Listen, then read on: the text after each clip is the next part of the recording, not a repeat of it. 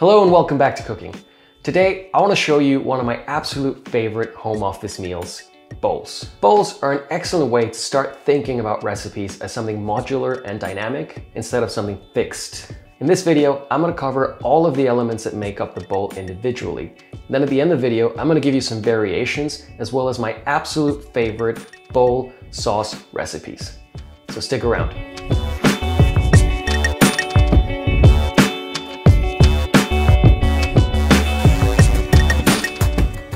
Bowls are a little bit like Legos in that you have basic building blocks with which you can have infinite variety. Now, if you think about it, this is exactly the same way they work at restaurants. You use the same protein, you use the same base, you switch up the sauces and a few other elements, and you have a much bigger menu. And that is exactly what I want to teach you today.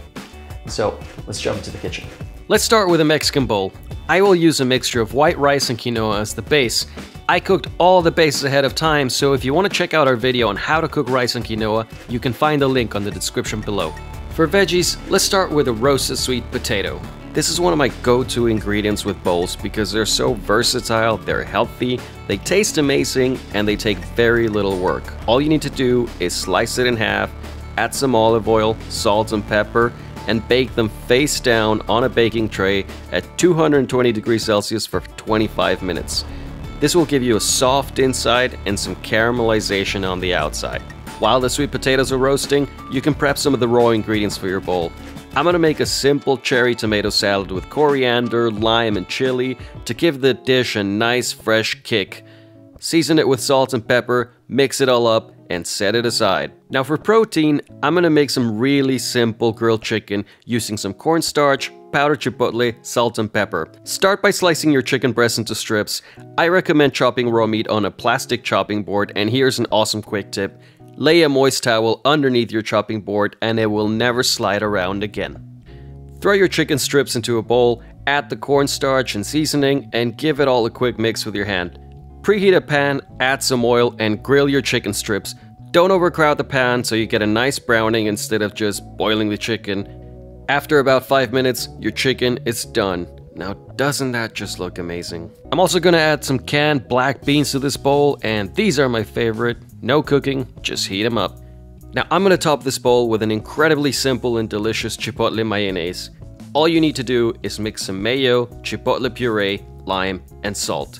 To make the chipotle puree, I just empty a tin of chipotles into a jar and blend it with an immersion blender. This will keep in the fridge for months.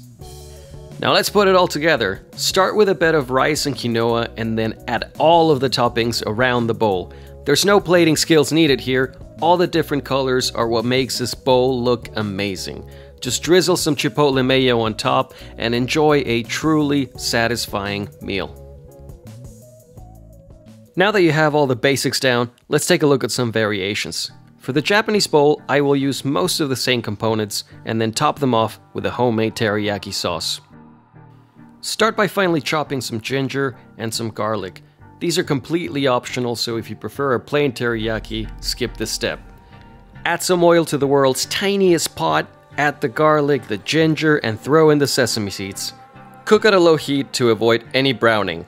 While that cooks, measure equal parts of mirin, sake, and soy sauce. Now a quick note, I only had dark soy sauce when making this video, and I can confidently say, don't make teriyaki sauce with dark soy sauce. It's too dark, too thick, and it's just weird. Add the soy mixture to the pot, bring it to a boil, and simmer for about 5 minutes. To thicken the sauce, I like to use xanthan gum. Xanthan is a very powerful thickener that works on hot and cold liquids, and it has a neutral taste. It is incredibly powerful though, so you do have to measure it carefully. The easiest way to avoid clumping is to dissolve the xanthan in oil. I'm using some sesame oil here for taste, but any oil will work.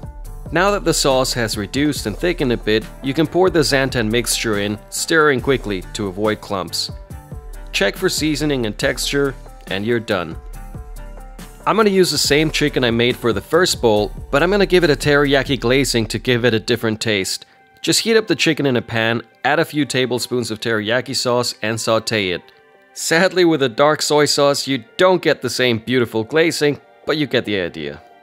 Now for plating, I will use the white rice and quinoa, add the glazed chicken, some sweet potato, half an avocado, and some baby spinach. Finally, Top it up with some teriyaki to your heart's content and enjoy. Finally, for a Greek-themed bowl, I just want to make a real quick tzatziki with a twist. Yep, I'm telling you to try pickles instead of cucumber. They have less water, a really nice texture and acidity, and need no prepping. Add the pickles to a bowl of Greek yogurt, crush a small garlic clove, add some olive oil, some lemon juice, and season with salt and pepper. That's it. To plate, start with the base, add the chicken, some cherry tomatoes, some chickpeas, spinach, sweet potato, and lots of tzatziki. Bowls are all about different colors, flavors, textures, mixtures, so don't be afraid to try different things. Have fun with it and enjoy every bite. So I hope you enjoyed that video, and I really hope it helps you change the way you think about cooking as something more modular and dynamic and not fixed. So if you come up with some amazing bowl recipes, please share them in the comments below. And if you want to show us your bowls, tag us on Instagram and I'll be sure to take a look at them.